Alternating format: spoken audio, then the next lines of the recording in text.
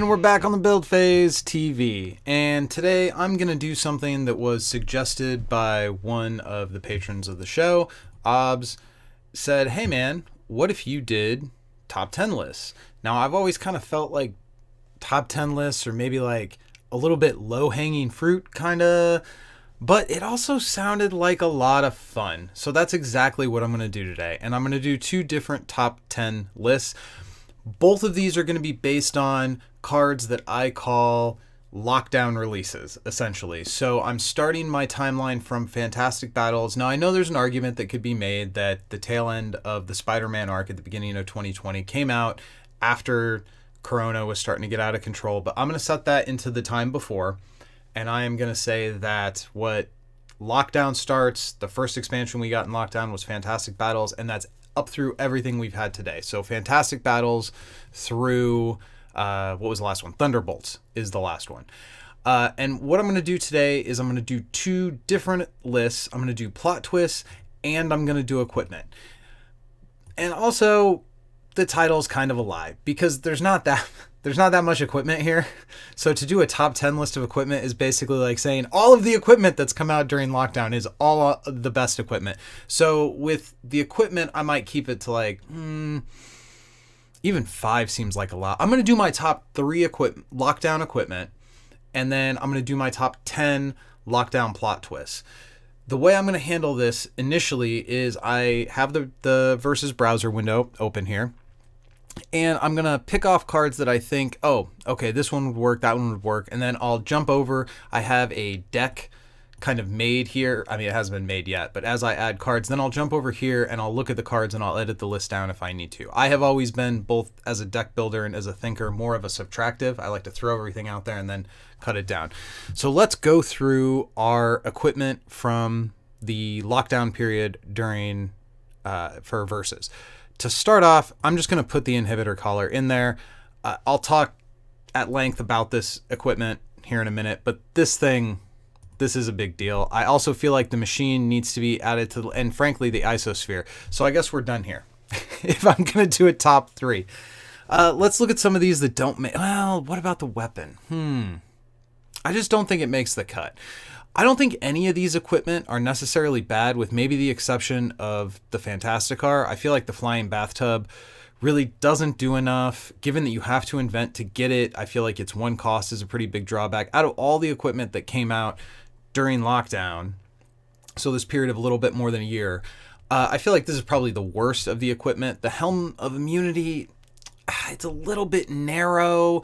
Like, you kind of have specific characters that you want to be playing. The team stamp holds it back, partially because the Brotherhood team is so shallow and kind of has, well, very few good options. So this equipment could be good, but it lives and dies on the back of its team, and its team isn't super great. I actually really love the Eye of Agamotto, but I can't sit here and pretend that it ranks up here with these 3.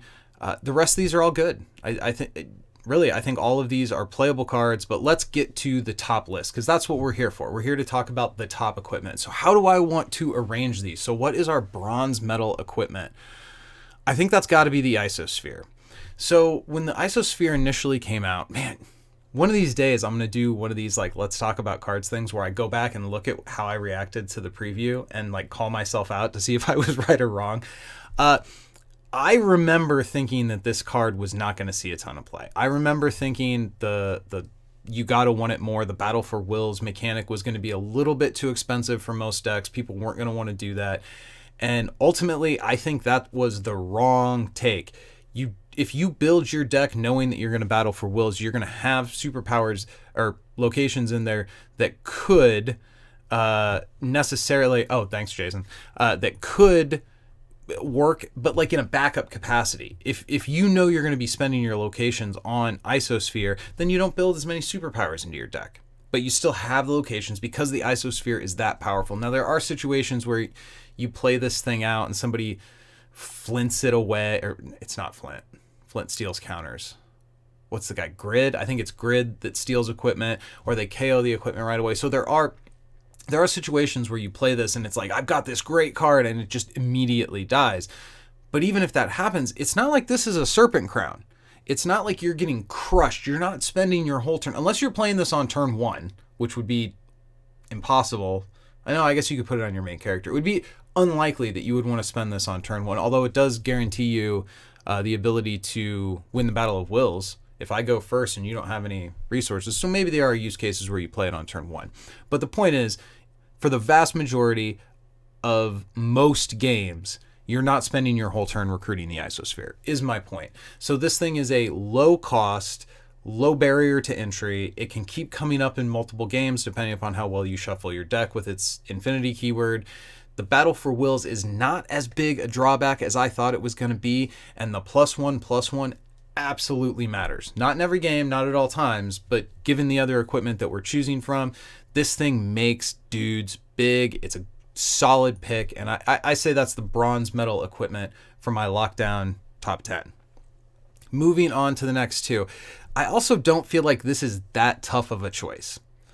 While I think the overall use cases of the inhibitor collar is going to be a little bit broader than the machine, the power level of the machine is going to push it up to gold. So let's talk about the inhibitor collar. This is my silver medalist for lockdown best equipment. Again, thank you to OBS for suggesting that I do these kind of things and kind of getting me out of my own way, because this is fun. I'm enjoying this a great deal. So the inhibitor collar, this is such an important card. There are so many characters that your opponent can play, and that they play in a way where you have to have an answer, and this lets you answer them without having to really do anything to the board. It can knock a nullifier off a problematic character. One of my favorite things to do with the inhibitor collar is use it to knock nullifiers off of opposing characters. And that doesn't even have anything to do with the card itself does. Just being able to equip an equipment to an opposing character. It has, like, how I'm going to call it melt. I think it was melt was a keyword or a card from old verses, but it's equipment KO.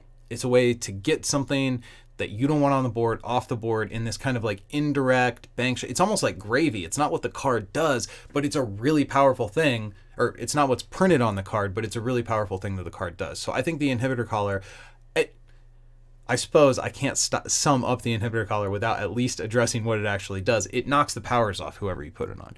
So the only way this could be more impactful is if you could throw it onto main characters. But that would be too much. We've already played in the game. Well, some of us who have been around long enough have played in the game where we had take away all of a main character's powers forever kind of effects in the game, and Cosmo got nerfed. So I understand why they did this card the way that they did.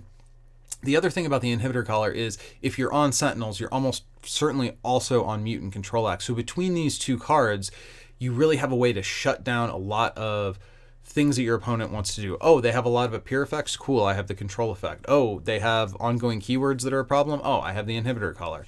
I think this card has ruined more fun over the last year than probably any other card in the history of the game other than maybe Iceman and Original Cosmo.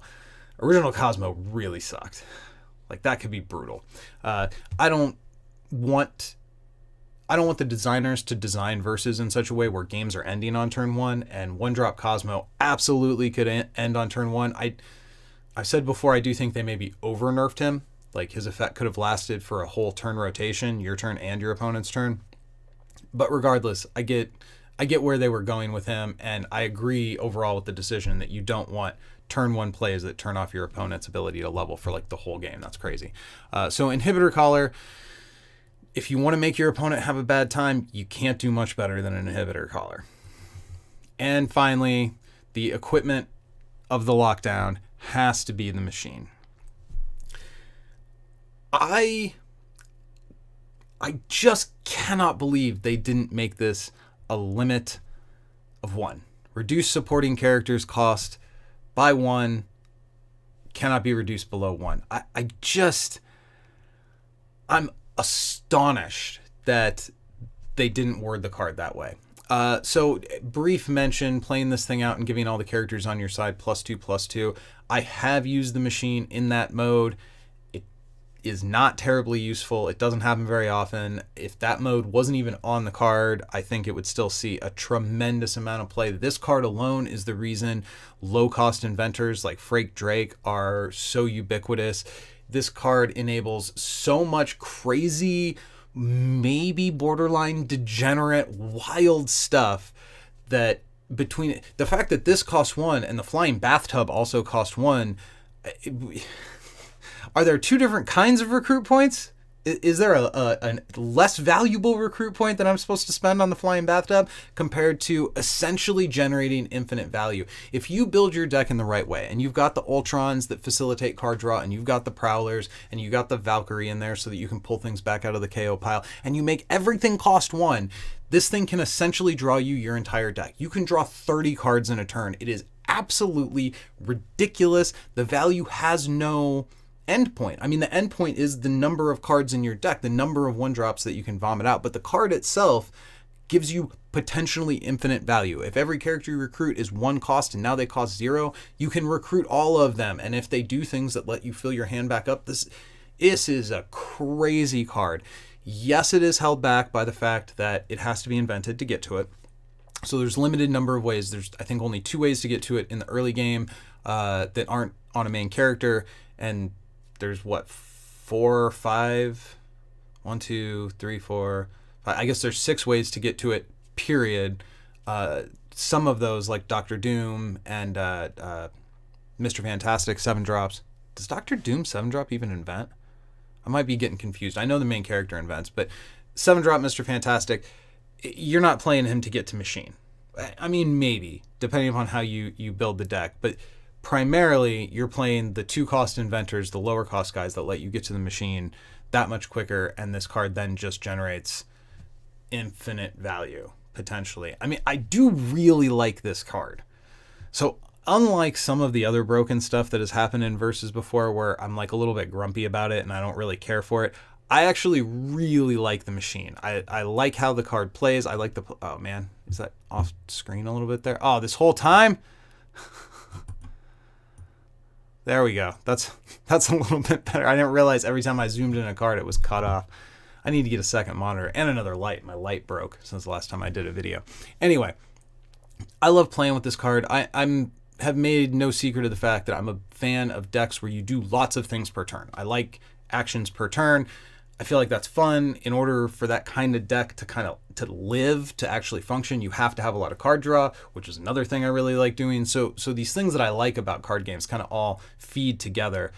And this card facilitates bonkers stuff. You can do so many actions per turn when all your actions are free. So easily the most impactful equipment of lockdown period. I don't think it's that close. Let me look over these again, see if I have... yeah. So out of this list of equipment, I think all these... Basically every equipment that's come out during lockdown is worth playing, except maybe the bathtub. And you throw that in the invention deck because there's no drawback. Jason says I'm undercutting the +2/+2. I do think it's good. I mean... I have played it to +2/+2, so I don't think your take on that being impactful is wrong at all. But I do think if you completely cut that part of the power off the card, it would still see play, and it would still put tremendous pressure on every meta where low-cost inventors are legal to play them and play this, even without it. But I'm not trying to say that power sucks. That power is definitely good. Okay, so now we are going to move to a different card type. Hang on, I got to click back over to all cards here, and we are going to be done with equipment, and I'm going to try to do top 10 plot twists. Now, there's a few more here. 10 is still a pretty significant chunk of this list. Does it tell me what my total search returns are? 36. So it's about a third of this list. A few of these are going to be super easy, though. In Good Hands. I'm going to add that again. I'm going to add it 5 times. In Good Hands is the top 5 best plot twists of lockdown. No, I'm not going to do that, but it is really good. I've already mentioned Mutant Control Act. I feel like... Oh, so all 4 flying bathtubs are also good. All right, guys. They may be playable. They're still the weakest equipment that's come out during lockdown. I'll stand with that. I feel like Out of Time has to go in there because the combo. Some of these are a little tough because with these inventions and spells, their use cases are so narrow. Like Unstable Molecules is basically the same as In Good Hands, but it's like harder to get to. So does that count? I don't know. I will say this was one of the most disappointing plot twists of the year. I really thought this was going to be cool. It just, you can't give control of the power of your deck to your opponent. Any deck where your opponent can strategically play around things and just hose you. Oh, you want to observe my plot twist? Well, I just won't play any. I'll rely on other things. Or I'll only play weak plot twists. Or hold the plot twist back long enough that you can't level your Doctor Doom, and then after I get my board situated, then I'll play the plot twist, and now it's too late. I was high on Observe and Adapt. I thought this card was going to be very good. It has not performed. It has not performed for me at all. I feel like 50 State probably needs mention. So, Necessary Evil. What do we think about this card? Is it as good as In Good Hands? No, not even close. Is it one of the 10 best of the year? I don't know. I mean, the loyalty, the fact that it requires you to play only evil characters makes me feel like I want to consider it. It makes me feel like it should be more powerful, but it hasn't done a whole lot. I will say I haven't played it that much because a lot of my playing recently has been in the It's All Good format, and obviously Necessary Evil can't be played in that format. I'll come back to that one. Let's see. Alter. So the yellow plot twist that makes your enemy player discard 2 cards. Backup plan. Yeah, backup plan. This is another one that I thought was going to perform well. And if you're on Frightful, people are just smart about how they play their plot twists. The ability to play this plot twist and have it actually hit and draw 2 cards, it just hasn't been consistent for me. I love the art. Some of my favorite art to come out all year. Boiling Point. I've heard this card is really good. I have heard people have had great success with it. I haven't. I mean, I played a little bit of Brotherhood when we got the new Brotherhood tools, and I wasn't overly impressed with any of them. I can see in a meta where you can predict it, where there's a lot of staple cards, like it's a staple heavy meta and you're sending this plot twist, you're packing this plot twist because you know somewhat predictably what your opponent's defense values are going to be. I'm not inclined to include it. I don't really care about this one. I thought Readying Guys was going to be good in flood decks, and it didn't pan out for me. I have not played this one at all. This invention has made it into a couple of invention piles for my decks, but I have not actually chosen this one to play it. I don't know.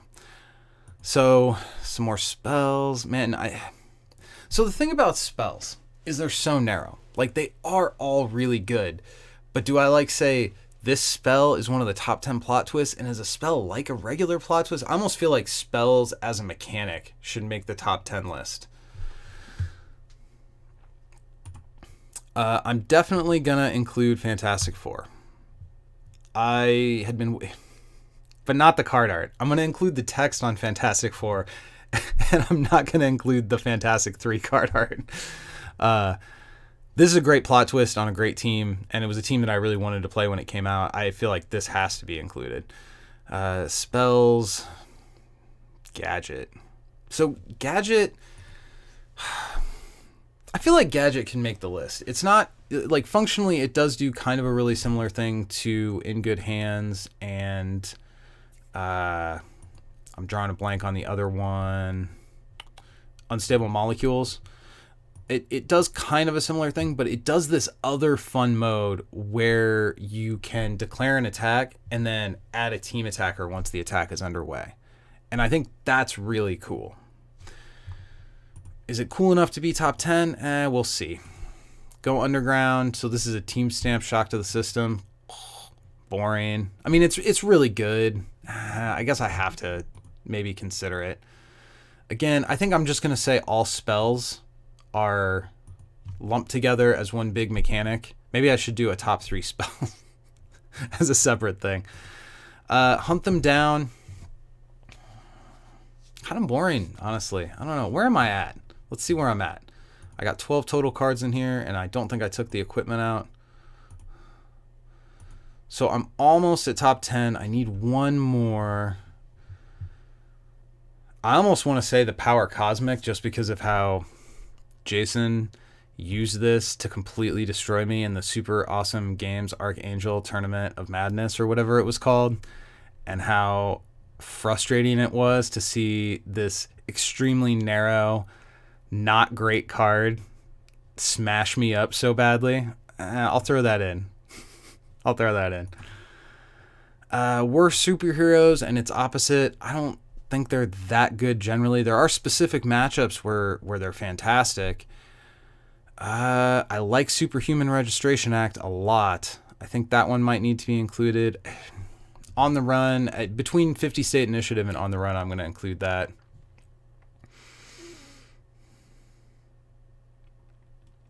That's true. It can be a shock for multiple play. Yeah, I guess I didn't give Go Underground enough respect. It shocks multiple. How often is that useful? How often do people rely on team attacks? I don't know. We'll continue to discuss it. This Masters of Evil plot twist, I absolutely love. It has not performed as well as I was hoping it was gonna, but I love it. Man, Nightmare Scenario. We'll throw that one onto the short list as well. All right, so I'm going to choose one spell just to represent all spells, so we'll choose this one. And I'm at 14, so I'm going to have to cut some. All right. So, again, I think the one spell, definitely, I'm going to just say all the spell mechanics and kind of lump all those together. So do I really think Power Cosmic deserves to be here? I kind of don't. My personal experience with this card definitely made it, oh yeah, I added so many in good hands that it threw off my numbers. 3, 4, 5, 6, 7, 8, 9, 10, 11, 12. Okay. Yeah, so shout out to Jason Roosevelt for using this very niche card to completely ruin my day in that one tournament. But I think I feel comfortable cutting Power Cosmic from my list.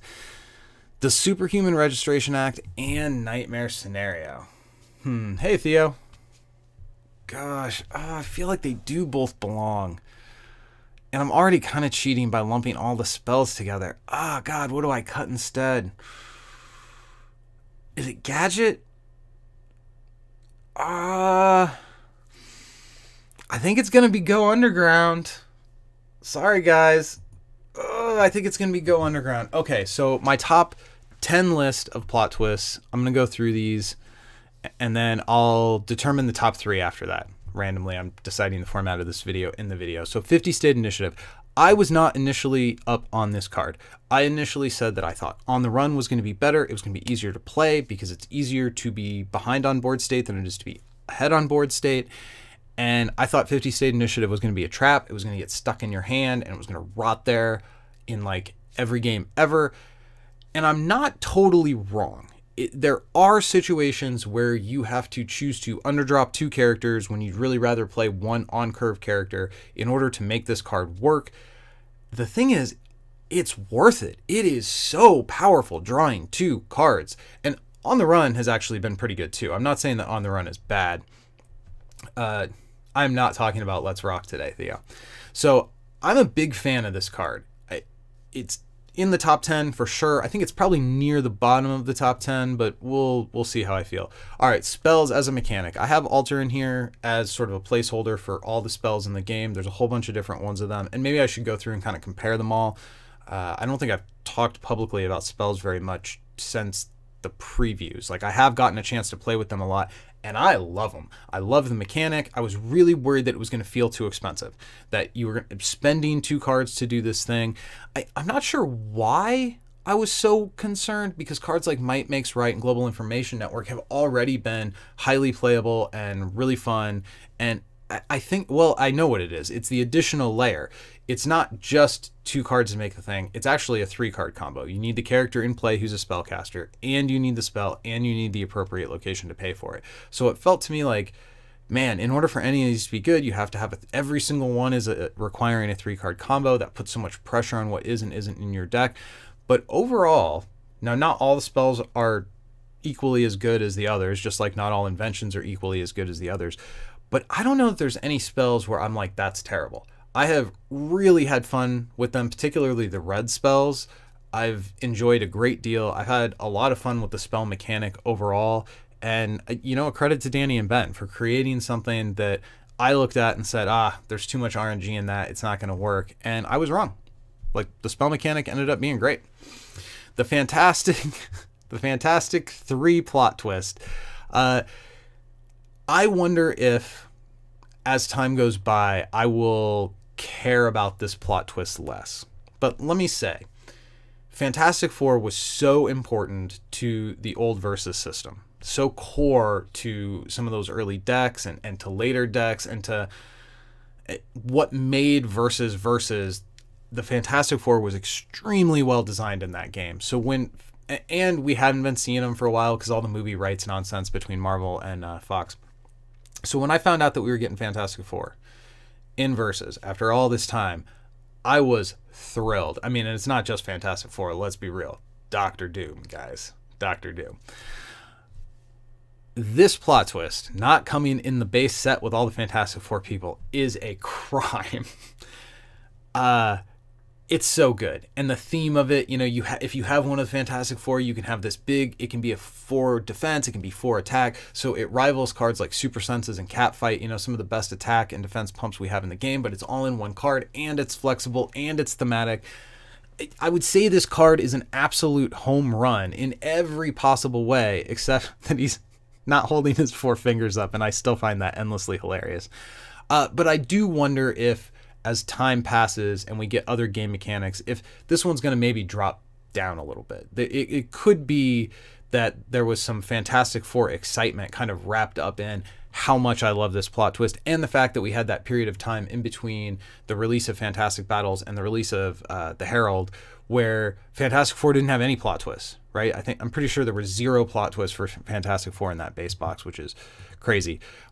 Other than the inventions, of course. So moving into the first of our combat cancels, I kind of touched on this already, why this one makes my list, whereas Unstable Molecules didn't. I kind of feel like Unstable Molecules and In Good Hands do exactly the same thing, and not exactly, but do a very similar thing, functionally the same thing in most attacks, though not all. Gadget also removes an attacker from the combat. So it does sort of the same thing that In Good Hands does, although In Good Hands lets you still punch that person because In Good Hands stops stops them from striking, so you don't take any damage. This one removes the attacker, so it doesn't turn an attack into a value trade, but again, it also has this other mode where you can get a free attack with one of your characters. You can attack with a character that's too small, add somebody bigger to the combat, they take out somebody, and then you can use that bigger guy to attack somebody else. This plot twist is amazing. I have loved the gadget ever since the inventions came out. This is probably my favorite invention, other than that the machine is super duper extra broken. If the machine wasn't so broken, gadget would be my favorite invention. Right now I feel like machine is my favorite, but a year from now I might hate it. I don't think I'm going to end up hating gadget because it's not that powerful to where it could push the game into a degenerate space, and there's definitely a danger of that with machine. In Good Hands, or as Team Apex calls it, Allstate. Wow, this card, it has already started to wear out its welcome, turning any combat that would have been a regular trade into a value trade, which I guess I'll define those terms. When 2 mobs hit each other and they both stun, that's a trade. When my guy hits your guy and your guy stuns and my guy doesn't, that's a value trade for me. And this thing makes value trades that otherwise wouldn't exist. It lets characters stick to the board. It acts like a think again in some situations. It acts like an out of combat stun. Well, it's not an out of combat, but I was thinking of that Predator plot twist where you play it and just get to strike something.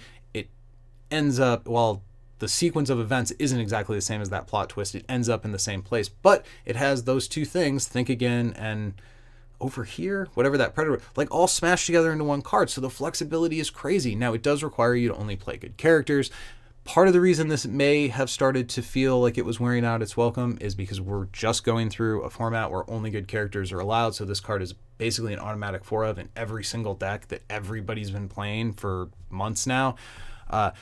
It is a tremendously good card. It is a frustratingly good card. And I think this is going to be one of those that just gets overplayed in any meta where there's decks that can fit its kind of narrow requirements. But let's be real, there's more good characters in the game than bad characters. Making an all good character deck is not that big of a requirement. I mean, sure, you don't get access to things like solo, and there are some decks where that it really hurts, but it's just not that big of a requirement. So Masters of Evil, man, this one, this is a point of personal preference. I will acknowledge that this character, or this plot twist, has not always performed super great. There was other people in the community who have done kind of harsh analysis on this card, and they're not wrong. It does kind of require a lot of things from you. Like the part of the game where you would really want this effect is the early part of the game, but you don't have any high cost supporting characters at that point. So the part of the game where it's really good is maybe too late to help you. I do think it could have been fine if it said draw a card after you performed the looking at the top cards equal to the evil. But this is a thing that I love. I love the agent mechanic. Agent's probably my favorite keyword in the game. I played Magic the Gathering before it was called Scry, but I know young people refer to this as Scry, but picking the order that you draw your cards, card selection is a thing in card games that I value extremely heavily, and I value it across archetypes and across deck strategies. This card facilitates that. Yes, it does require you to play a pretty narrow team. I also love the card art. If somebody wants to fight me on this one, I think there is definitely a case that could be made for other plot twists in the game that they should be in the top 10 and Masters of Evil probably shouldn't in terms of functionality. But I'm exercising a point of privilege here in that this is my top 10 list, and that is definitely one of my top 10 favorite cards that have come out during or plot twists that have come out during the lockdown period. Mutant Control Act, I kind of went on about this already. I talked about what this card does in when I was talking about the inhibitor collar. The main thing this card does is it stops Dark Phoenix from ruining the game. And you only get 4 of them, so there's not enough. I think this was definitely their attempt to put something out there, to put a tool out there to deal with Dark Phoenix, to not have to ban her. I don't think it's good enough for that, but it is a great card. It shuts down so many things. There's so many decks that rely on appear effects. You do this to a Jungle Hunter and you make your opponent cry. The art is fantastic, but still, gosh, that's frustrating. So Nightmare Scenario. This is a card that's only held back by the fact that it's one of a kind. I have long been, coming from old Versus, I have this bias towards search effects in the game, tutor effects if you come from Magic, where I get to look through my deck, pick out a specific type of something, and put it in my hand. Of course, if it is a narrow enough type of something like this, where it's a superpower, you have to reveal it. I came up in a version of Magic the Gathering where people played demonic tutors and you searched your deck for anything. You didn't have to reveal it. You put it in your hand and then you just kept playing the game. So I do not think search effects are as dangerous or as problematic or terrible as some other members of our community do. But again, that's my bias coming from the background that I come from. I love this card. I wish there were more search effects in the game.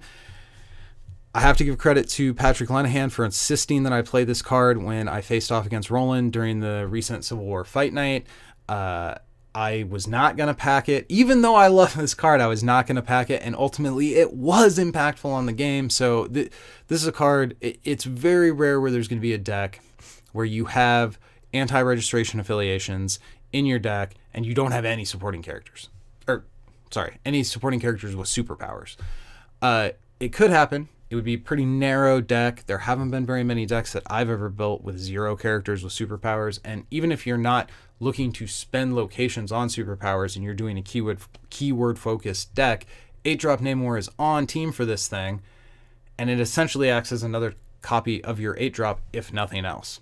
Like if you draw into Namor, oh, well, okay, I can search for something else. If you don't draw into Namor, this is another copy of your 8-drop. Out of Time. So this is a notorious inclusion on this list. This card, for anyone who's not familiar with it, it removes your main character and the enemy player's main character from the game, and you keep all counters and equipment. And at the start of your next turn, you put all that stuff back into play. The thing is, there is a equip only to a villain equipment called Darkhold that when you play a plot twist for the first time each turn, you get to return it to your hand. So Out of Time plus Darkhold is a 2-card combo that can essentially do what old school Cosmo got banned for. You deny a person their access to their main character for turn after turn over time, and it can come out as quick as what Darkhold 3 cost? 2 cost? Nullifier was 2. I think Darkhold's a 3-cost equipment. It comes out very early in the game, and you're playing a game with no main characters. I have the same criticism for that combo that I have for Dark Phoenix. I want to play versus. I don't want to play whatever the game is after we just break big chunks of what make this game good. Playing versus without main characters is less fun, and the answers to this combo are super narrow. You need to have a way to off-turn KO an equipment. That's kind of tough. There aren't that many things that are going to let you do that. So I think this has to make the list just by dint of having this crazy, busted, out-of-control combo. Thank you, Mitch. Darkhold is a 3-cost equipment. And the last one on my top 10 list here is the other one-of-a-kind to come out of the Civil War battles, the Superhuman Registration Act. This card is bonkers. And actually, this is the one that Patrick Lanahan told me to include in my deck. Oh, man. It's removal, but it also messes up your opponent's next draw. Or it doesn't go on top of their deck. It's basically a removal. Now, it's a narrow removal. It requires them to have a supporting character that has superpowers, and you have to have a situation where in the main phase trying to remove... There are certainly lines of play where playing this time walks yourself. You use your turn to play this and delete a character off your opponent's board, and you don't do anything with that. Then they play the character back the next turn. You just basically wasted your turn. So there are certainly situations where this card isn't good. But in general, being able to just go get that guy off the board, no matter how many counters he has, no matter... Oh, you played Prowler and you discarded Sentry and you used his power twice, so you've invested 6 cards. 1, 2, 3, 4. Yeah, 6 cards into this combo. I will use 1 card to remove it from the game. Those moments feel really good. This is a great, fantastic plot twist. I wish I could put more than one in my deck. So, top 3. Let's give gold, silver, and bronze. Well, gold absolutely has to go to In Good Hands. I don't feel like there's any debate about this. I think this is the most impactful, important plot twist that we have had come out during lockdown. I think a lot of that is on the back of the fact that we're in the It's All Good format. That has a ton to do with it. But I think that needs to be... And I'm going to say spells get the bronze medal. I think the spell mechanic as a whole is a home run. It's really, really cool. I like it a lot. It's super impactful. It kind of forces you to build decks in these kind of narrow ways, but you can mix them together so that it's not so linear that every spell deck feels the same. I like the different main characters that interact with spells. I think the whole darkness arc was really well done. I love the spells. So if In Good Hands is my gold medal lockdown plot twist and the spell mechanic is my bronze medal lockdown plot twist, I am going to give the second best plot twist to come out during the lockdown period. Oh, man. I think I'm going to give it to Mutant Control Act. I think that's what I'm going to say. So my top 3 plot twists for the lockdown period: In Good Hands, Mutant Control Act, and the spell mechanic. Man, that feels like cheating. The spell mechanic. These 12 plot twists are my favorite plot twists, number 3. But I'm doing it anyway. So, all right, that was my first top 10 content. I think this is really fun. I want to do this again. I think I'm going to stick with dissecting the lockdown cards for a while. Due to the lack of events, I feel like a lot of these or lack of in-person events. I feel like a lot of these cards kind of got overlooked. The Cosmic format as a whole, I feel like got kind of overlooked. So I want to spend a little more time with the last year or so of cards that have come out, a little more than a year, and I'm going to parse them in different ways. I will do top 10 main characters. I will do my top 10 favorite cards, and we're going to have some fun with this. And this will be some video content that we can get out during this period where we don't have any spoilers. And again, thank you to my patron Obs for this idea and encouraging me that top 10 content isn't lazy low-hanging fruit. If you like what we're doing here, patreon.com/thebuildphase. You can also check out all the other things that we do in articles at buildphasenetwork.com. All right, go win some games.